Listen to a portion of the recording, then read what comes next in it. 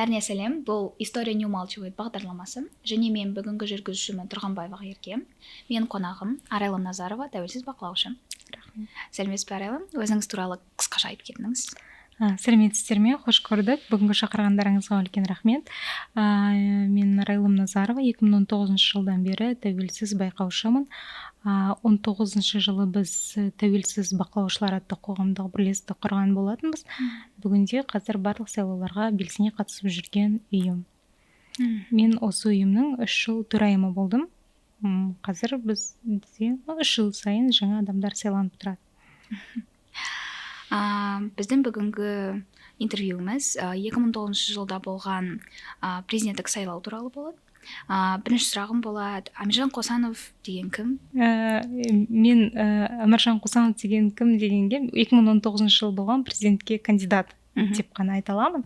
Себебі бұған дейін мен ол кісіні танымағанмын, бірақ оппозицияда жүрген азамат екендігін, жаңа белсенді азамат екендігін, жаңа өзен оқиғасы кезінде сол жақта болғандығын білетінмін. 2019 жылғы президенттікке үміткер болып келген кезде бұл кісінің позициясымен, жалпы тұлғасымен толығырақ сол кезде ғана таныстым десем болады. Жалпы кім дегенге саясаткер деп бір сөзбен жауап беруге болар. Сонда ол 2019 жылы президентке кандидат болғанда сіз қайда жұмыс істедіңіз? Жалпы мен жеке кәсіппен айналысамын. Ол кезде де жеке кәсіппен айналысатынмын. Кандидат болып Алматыда штаб құрылған кезде мен өзімнің көмегімді тигізейін деп келген едім. Сонда сіз штабқа жай ғана бір көмектесейін? Волонтер. Волонтер болып келдіңіз. Иә. Қосанов үшін жасалған үгіт насихат туралы айтып беріңізші. Жалпы штаб тарапынан, ресми штаб тарапынан қандай үгіт насихат жұмыстарының жүргізілгендігін мен білмеймін. Себебі біз штабқа арасында келіп тұратынбыз волонтер ретінде. Сол кезде біз көптеген адамдармен таныстық. Өз еркімен байқаушы болып келіп жатқан азаматтармен, мен қалай көмектесе аламын дейтін адамдармен танысып, өзара біз сөйлесіп, чат құрып, біздің ұйымдастырғанымыз бұл Алматы қаласы бойынша автопробег болатын. Бірнеше автопробег, содан кейін ерікті түрде листовкалар тарату деген сияқты үгіт насихат жұмыстары жүргізілді. Бұл штабқа мүлдем қатысы жоқ, еріктілердің тарапынан жасалған жұмыстар еді. Мен кішкентай болғаннан ойап қалатынмын, осы үгіт насихат жұмыстары штаб жасайтын деп. Ал мына жерде волонтерлар жасады. Иә, негізі штаб жасау керек болған. Бірақ штабтың ұйымдастырған жұмыстарының көбі ол солтүстік Қазақстан аймағында жүргізілді де, Алматы қаласында оңтүстік аймақта ондай үлкен үгіт насихат жұмыстары жүргізілмеді штаб тарапынан. Сондай. Сіз сайлауды көруге шестіңіз, иә? Сонда байқауға, осы шешімге қалай келдіңіз? Жалпы негізі бірден оппозициядан осындай үміткер шығады деген кезде, және ол үміткердің қолдаушысы және ұсынып отырған дос көшім екендігін білгеннен кейін мен бірден тәуелсіз байқаушы боламын осы сайлауда деп шешім қабылдаған едім. Сөйтіп штабқа келдім. Сонда сіз штабқа келгенде, біз бәріміз білеміз, бұл болған бізде мәселе. Әміржан Қосанов сайлауға 2 күн қалғанда байланысты орнатпады. Сізді қалдырып кетті де кетіп қалды, иә? Сізде болды ма? Штабты. Мүмкін біз ол кезде 2 күн қалғанда ол кетіп қалды, кетіп қалмады деген ақпаратты білмейміз. Мен өз басым ол кісіні көрген емеспін. Штабта да келіп кетіп жүрген кезде де сайлау күні оған дейін де ешқашан көрген адамым емес. Бірақ шын жүрегімізбен біз жұмыс жасадық. Бірақ сайлауға 2 күн қалған кезде Алматы қаласындағы штаб жұмысын тоқтатты. Сонымен барлық волонтерлар, барлық байқаушылар, байқаушы болам деген азаматтардың барлығы далада қалды десе болады. Бізге мандат тарататын ұйым да жоқ болып кетті, жаңағы штаб та жоқ болып кетті. Сонымен біз басқа өз күшімізбен басқа ұйымнан құжат алуға мәжбүр болдық. Бірақ та бәріне қарамастан сіз бақылаймын деп шешім қабылдадыңыз ғой? Иә. Иә. Өйткені біз көп болдық. Ол жерде жалғыз мен емес, бізде Алматы қаласының белсенді азаматтары, ешқашан бақылаушы болмаған жай ғана қарапайым халық, осы сайлаудан бір үміт күткен азаматтар келді, бақылаушы боламыз деп. Сондықтан одан кейін Серік Абешев деген осы штабтың юристі болатын, заңгері. Сол кісі Ермек Нарымбайдың эфиріне шығып көмек сұрады. Осындай жағдай, белгісіз себептермен штаб жұмысын тоқтатты. Не үшін екендігін мен білмеймін, ол кісіге де ештеңе айтылмаған болу керек. Мен бірақ та өз тарапымнан осы сайлауды соңына шейін жеткізгім келеді, және мен қасыма жақтастарды іздеймін деді. Сол кезде Алматы қаласындағы сотталғандардың құқығын қорғау Мариана Гурьева деген кісінің ұйымы болатын. Сол кісі айтты, Айман Тұрсынхан ханым бәрі бірге біздің ұйымнан мандат берейік, жұмысты жалғастырамыз деп. Сондықтан штабтан бөлек 2 күн қалған кезде жұмыс басқа бағытта жалғасты. Сонда сіз барлықтарыңыз жинап? Иә, барлығымыз жиналып, ол сенбі күні болатын. Жұма күні штаб жұмысын тоқтатады. Сенбі күні таңмен біз жаңағы ұйымның кеңсесінде жиналамыз. Сол жерге азаматтар өте көп келеді. Ол кісілер бізге мандат, қағаздарын барлығын шығарып берді. Сол жерде біз құжаттар таратамыз. Жаңадан адамдар келіп жатты. Ертесі күні, жексенбі күні сайлау болатын күні, енді тағы да штаб керек, кабинет керек, адамдар жұмыс жасау керек деген сияқты. Біз Төле би сайынада менің кеңсем болатын, сол жерге көшіп барамыз. Енді біз кеңсе іздедік, мен өзім ұсынысымды айттым, осындай жерде кеңсе бар, жексенбі күнге мен бере аламын деп. Сол күні, сол жер бізде негізгі штаб болып жұмыс жалғастырдық. Осыдан кейін не болды? Сайлау күні өткен? Осыдан кейін таңертең сайлау басталды. Жалпы таңмен сайлау басталғаннан өте көп құқық бұзушылықтар шыға бастады. Видеолар өте көп тарады. Одан кейін біз білетініміз кейбір белсенділер алаңға шықты. Кей кездерде интернет өшіп қалып жатты. Жаңағы ручкамен жазған кезде ручкасы өшіп қалатын видео. Оңтүстіктен жалпы кешке дейін видеолар өте көп тарады фальсификация жөнінде. Бірақ жабық учаскалар сағат 11-12-лерде біте бастайды. Біз 11-12-лерде жабық учаскалердің протоколдарынан Әміржан Қосановтың жеңгенін біліп отырдық. Мысалы қарапайым бұл КНБ-ның жатақханасы дауыс берген кезде сол жерден Қосанов 93% дауыс жинап шығады. Ол мен ойлаймын, ол резонансный жағдай. Ол деген. Одан кейін Казгуда Қосанов жеңіп шығады. Казгуда отырған байқаушылар сол күн суреттерін санақ басталған кезде фотолар жариялайды, видеолар жариялай бастаған кезде біз көреміз, Қосанов деген стопка мынандай болып тұрады, Тоқаев деген стопка кішкентай болады. Бақылаушы ол сайлау учаскесінде не болғандығын білетін адам, және ол санаққа қатысып сайлаудың нәтижесін көретін адам, алатын адам, хаттамасын. Сондықтан ол жерде осыны болдырмас үшін, бақылаушылар оны көрмес үшін сағат 9-дан кейін бүкіл бақылаушыларды учаскеден шығарып жібереді. Именно біздің мандат алған бақылаушылар ұйымын неге үшін шығарады? Жаңағы Мақсат Жақау деген ұйымның төрағасы бізге құжат берген. Сол адам жаңағы Алматы қаласының территориялық сайлау комиссиясына хат жазады. Біздің ұйымның атынан отырған бақылаушылардың заңсыз деп. Тек қана 36 адамның тізімін береді. Осылы адамдар қана отыру керек, қалғандардың бәрі ұйымнан жаңағы бақылаушылық куәліктерінің күші жойылады деген. Ол 200-ден астам адам сол кезде учаскеден шығарып жібереді. Ол қағаз келмей тұрып, учаскаға келіп мандат алғандардың барлығы, санаққа қатысып хаттама алғандардың бәрі хаттама алып үлгеріп шығады, қалғандардың барлығын полициямен солай күштеп учаскеден шығарып жібереді. Өте көп ситуациялар болды. Ол жерде учаскелерде свет өшіп қалған жағдайлар, комиссия төрағасының іші өтіп дәретханадан шықпай қойған, біреудің давлениесі көтеріліп скорый шақырған жағдайлар болды. Енді өте көп ситуациялар айта берсең, мысалға мынау қазір Абай Сейфуллинда тұрған Казагрома. Казагроста. мекемесі бар, сол жерде өте қызық жағдай болды. Бақылаушы жаңағы протокол бюллетендердің барлығын санайды. Бюллетендерді санаған кезде санын айтып отырады ғой, мысалға Қосановқа 2000, Тоқаевқа там 1000 бірдеңке, анаған бірдеңке деп сандарын айтады да. Сосын оның барлығын бақылаушы видеоға түсіріп алады. Содан кейін хаттама толтырылады, хаттаманы алып келеді, ана кісі хаттаманы оқиды, хаттамада мүлдем басқа сандарды оқиды. Содан бұл видео резонансный видео болып шығып кетеді.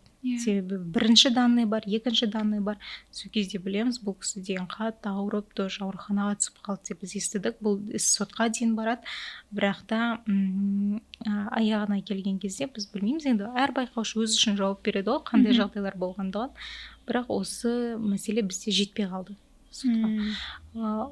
Сол күнгі сайлаудың нәтижесі бойынша біз 12 қылмыстық іс бойынша сотқа арыздар түсірген болатынбыз, бірақ ешқайсысы қаралған жоқ. Сонда бізде заңсыздық бар. Заңсыздық өте көп. Ойлаймын, бізде Қазақстан тарихында енді 2014 жылғы болған сайлаулар өте тартысты сайлау болды деп айтады.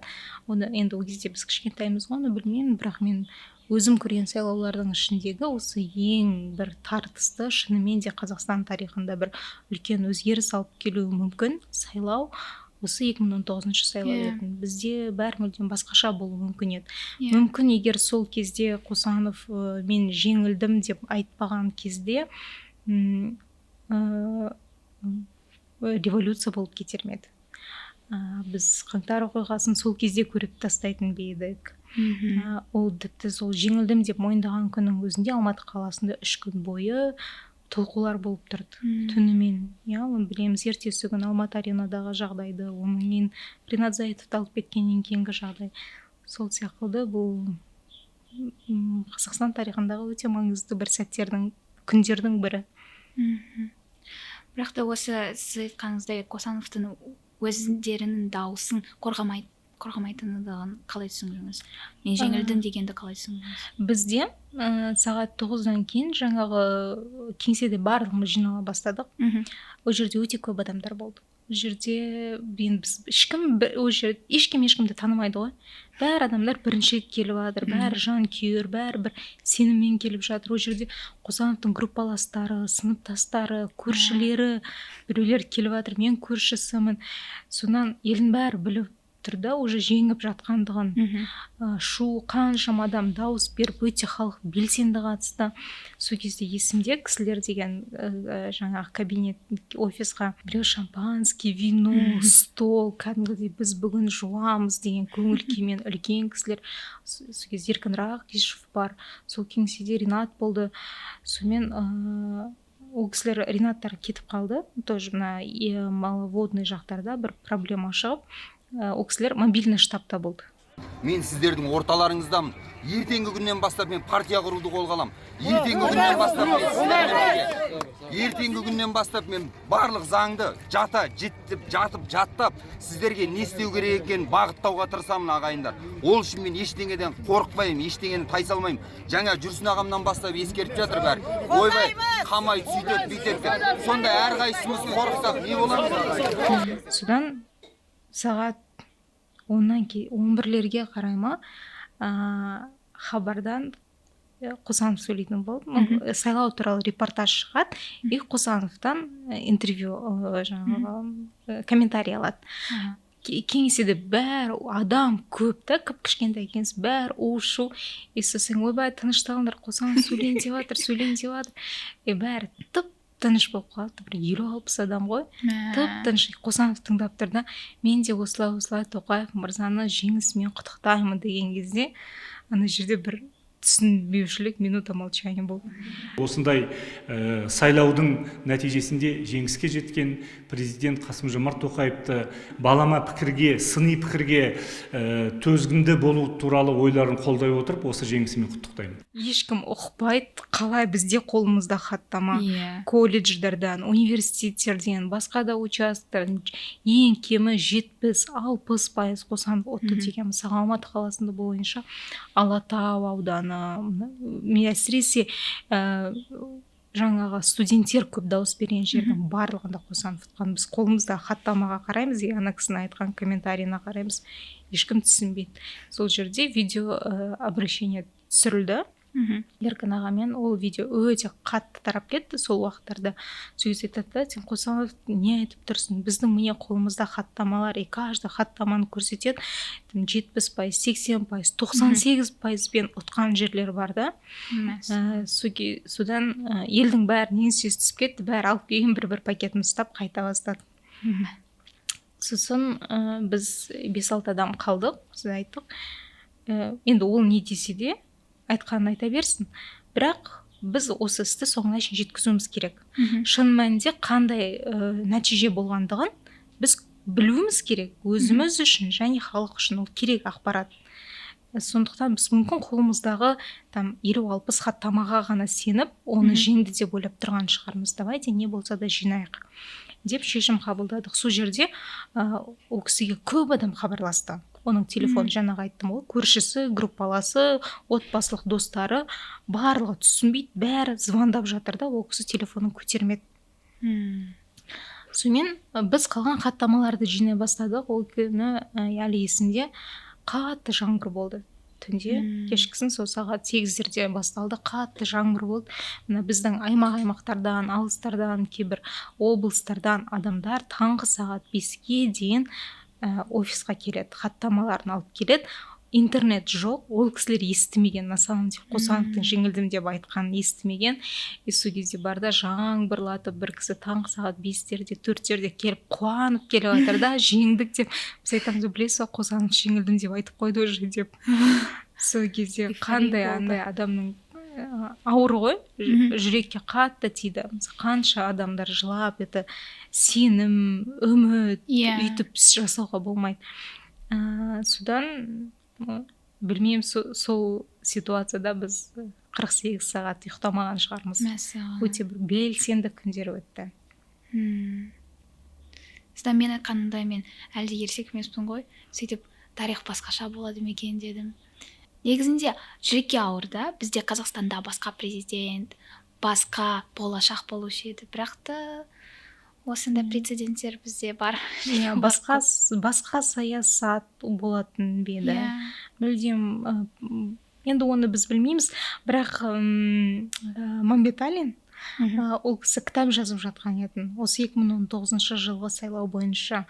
Ол кісінің айтуынша, жалпы Әміржан Қосанов осы сайлауға үміткер ретінде түскен кезде оның ойында жеңемін және шынымен де президент боламын деген үмітпен, мақсатпен келді.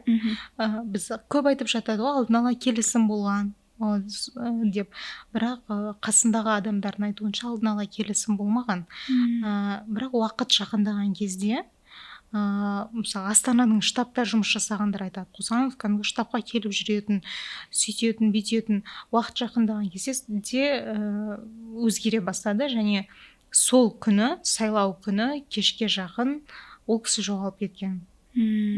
Оны ешкім телефон да көтере алмаған, ешкім хабарға да шыға алмаған. Сондай бір ситуациялар болды дейді. Шын мәнінде ол жерде не болған ешкім білмейді, өзінен басқа, және мүмкін қасындағы Бабамұратов білетін шығар. Дәурен Бабамұратов штаб басшысы болды ғой, республикалық, сол кісі білетін шығар, бірақ та халыққа айтпайды ғой енді. Халыққа шындық айтылған жоқ, уақыты келгенде мүмкін айтып қалар өзі. Мүмкін. Енді өзіңіз туралы мен естігенше сендердің барлығын тәуелсіз бақылаушылар осының бақылау процесін ютубтан үйрендіңдер, иә? Біз ютубтан үйрендік, себебі штабқа келдік, бізді үйретуге. Штабқа келгенде штаб бізге 2 рет сабақ өткізді. Оның өзінде осындай кішкентай ғана кабинет қой, шу, адам көп, естілмейді, сондай бір ситуациялар болды. Одан кейін ютуб каналда, Ермек Нарымбайдың ютуб каналында сол кісі бақылау туралы тренингтер өткізіп отыр. Біздің деген бақылаушылардың көбі осы жерден білім алды, үйренді. Біз ең соңғы сәтте осы сенбі күні түнге дейін мандат таратқан кезде жалпы саны 615 адам мандат алып, сол күні Алматыда бақылаушы болып кірген. Ол кезде 2019 жылы бізде 474 сайлау учаскесі болды. 474 сайлау учаскесінде 615 адам байқаушы болу, ол енді ондай сайлау, ондай байқаушылар саны бізде қашан болатыны енді белгісіз. Иә. Бірақ президент қой, халық бір үміткерді, бір нағыз лидерді көрсе, оның артынан барады ғой. Енді сіз осы сайлау өткеннен кейін сіз оппозицияда қалдыңыз ба өзіңіз? Әлде қазір саясатпен жұмыс істемейсіз бе? Жалпы осы сайлау өткеннен кейін бізде тәуелсіз байқаушы деген қоғамдық бірлестік құрдық. Ол неге құрылды? Себебі біз түсіндік, сайлау бұл өте мықты саяси құрал. Сайлау арқылы өзіңнің позицияңды заң шеңберінде жеткізуге болатындығын түсініп, және біз түсіндік, бізге ұйым керек. Жаңағыдай біз байқаушы болып барып бір жерге абай жолы сияқты дауыс санайтын кезде бізді лақтырып кетпес үшін өзіміздің құжатымыз болсын деген оймен осы ұйым құрылды. Бұл ұйым негізі жоспар бойынша жалпы негізі Астана қаласында Республикалық тәуелсіз бақылаушылар альянсы құру туралы мәселелер көтеріледі, содан біз жақсы келісеміз, онда біз Алматы қаласының филиалы болайық деп. Сөйтіп Астана қаласындағы республикалық ұйым құрылмағаннан кейін біз Алматы қаласында осы тәуелсіз бақылаушылар қоғамдық бірлестігін құрдық. Жергілікті Алматы қаласы бойынша 2019 жылдың 10 қыркүйегінде тіркеуден өттік.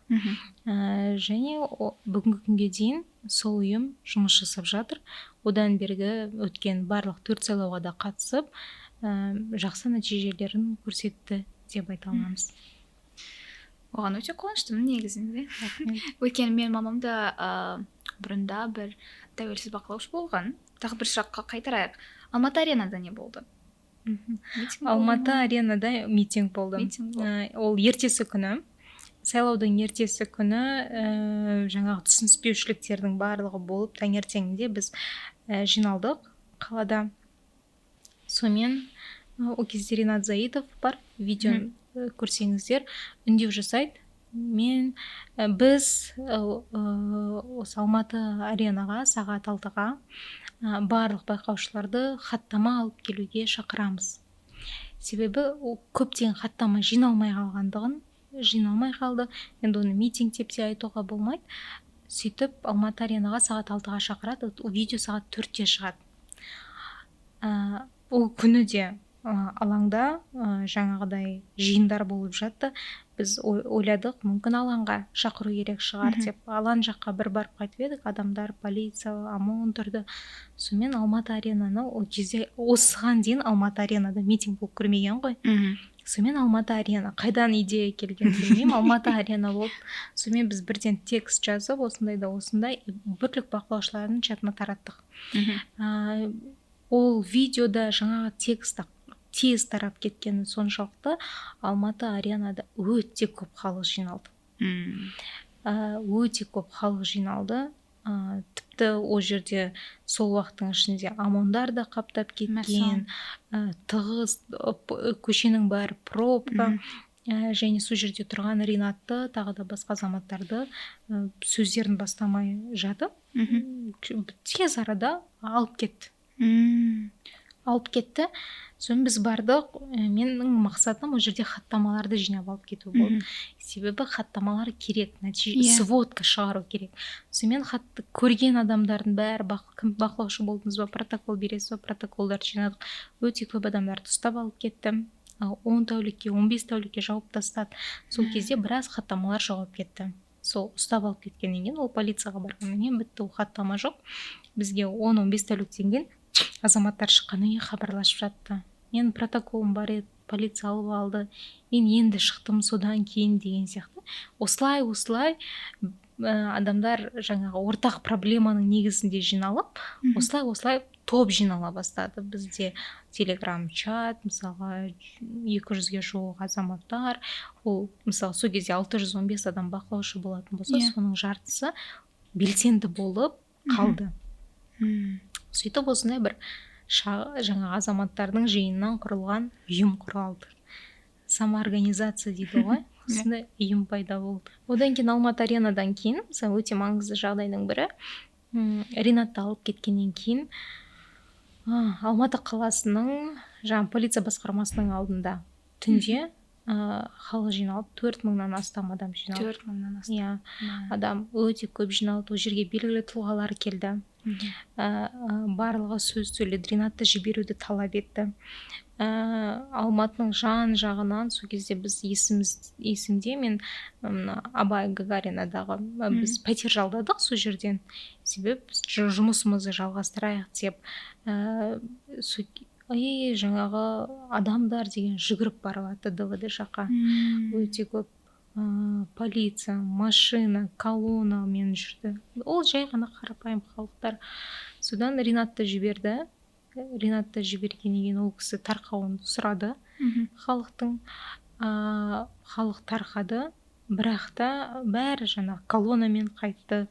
Бір көңіл күй басқаша болды да. Халық сол кезде жастар, жаңағы белсенді азаматтар, үміт күткен адамдар бір сөз күтті. Біз жеңдік, сол жеңіс үшін соңына дейін тұрайық деген сондай сөз күтті. Егер сондай сөз болған кезде Қосановты қинап болса да, ұрып соғып болса да президент әкеп отырғызып қояды да. Бірақ ондай бір желпі болмады. Революцияға деген бір стимул болушы еді, иә? Ол басқаша, мен ойлаймын да, ол мүлдем басқаша болатын еді. Ол кезде егер айтады ғой, мысалы біз қорықтық, халықты атып тастайтын еді, қырып тастайтын еді деп, мен ойлаймын, ол кезде атпайтын еді деп.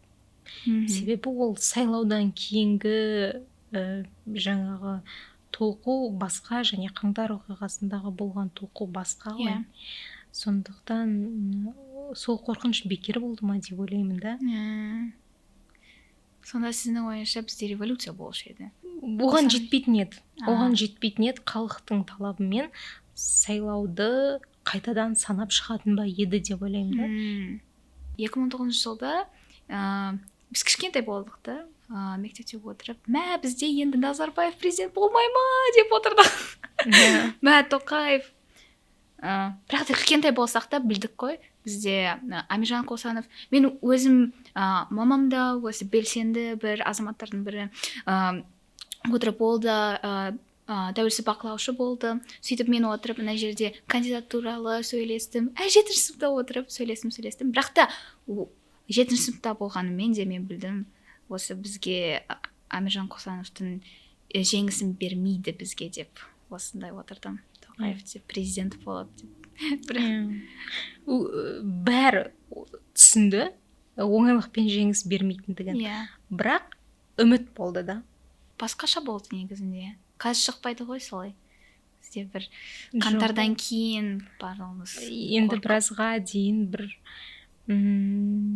басқандай бір ситуациялар болмаса, енді шықпайды деп ойлаймын. Ол аяқ астынан бір кісінің қайтыс болып кетуі, сонымен шынымен де кланаралық қатты толқулардың болуы, сол кезде біреулердің жұлқынып алға шығуы бір оның өзіне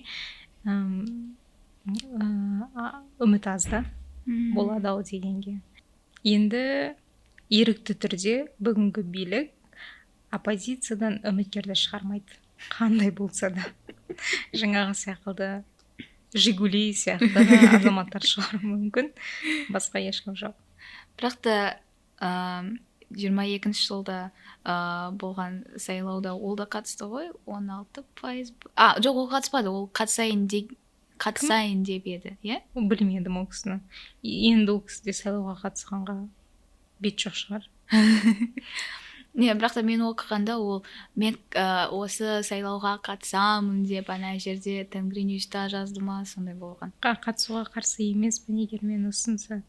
Бірақ қазір талаптар бойынша президентке үміткер ретінде қатысу үшін сен бір партияның атынан немесе республикалық ұйымның атынан шығу керексің. Ал оған ешбір партияда және ешбір республикалық ұйымда ондай мүмкіндік ол кісіге бермейді.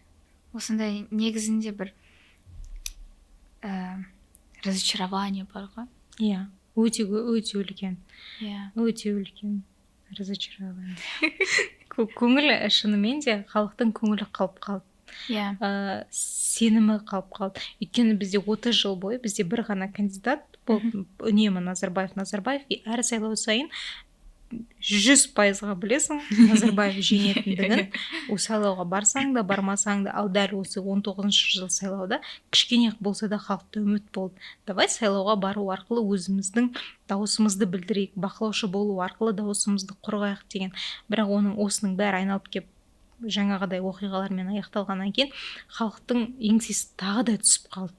Бізбен бәрібір де санаспайды екен ғой деген нәрсе.